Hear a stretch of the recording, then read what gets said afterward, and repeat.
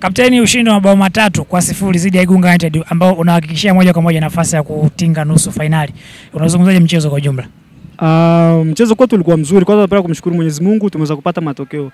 Performance yetu kiujumla ilikuwa nzuri, ndio maana tumeweza kupata matokeo. Tangu mechi za mwanzo mpaka hivi sasa tumekuwa tuna muendelezo mzuri.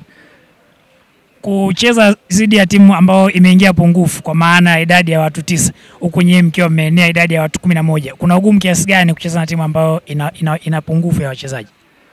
Ugumu unakuwepo kutokana na kwamba kila mtu anaamini kwamba mechi hiyo mtaweza kuishinda na kwamba wenyewe wako pungufu, basi tuko wengi sisi tutaweza kushinda mechi hiyo kivyovyote. Kwa hiyo wachezaji kwamba kwa fikra watu wanakuwa wamerelax, kwa hiyo yani tunashindwa kufanya kama vile tunavyocheza tukiwa 11.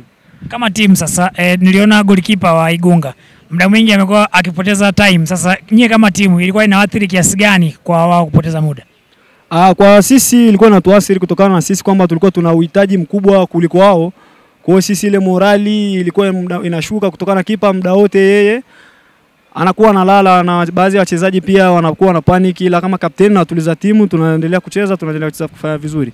Sasa kuelekea mchezo wa nusu finali hiyo siku ya Jumatano tarehe 30 ya mwezi huu wa 4 hapa kwenye dimba la Sheikh Amani Abeid Karume, unaambia nini mashabiki wa AA Sports Club kuelekea mchezo huo? Kitu cha kwanza napenda kuwashukuru mashabiki wetu kwa kutusupport kuanzia mwanzo wa mashindano mpaka hapa tulipofikia.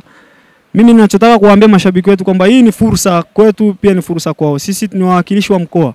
Tunapenda kuwaomba wafike kwenye mechi hii ya nusu finali ambayo itakupo ni fursa kwa vijana wengi wa mkoa na ambao viongozi mbalimbali watakuja kutembelea kupata baadhi ya vijana kwa ajili za timu ya taifa na vinginevyo. Kwa hiyo tunaomba sana mashabiki wajitokeze ili tuweze kupata matokeo mazuri. Lazima mashabiki pia watupe support.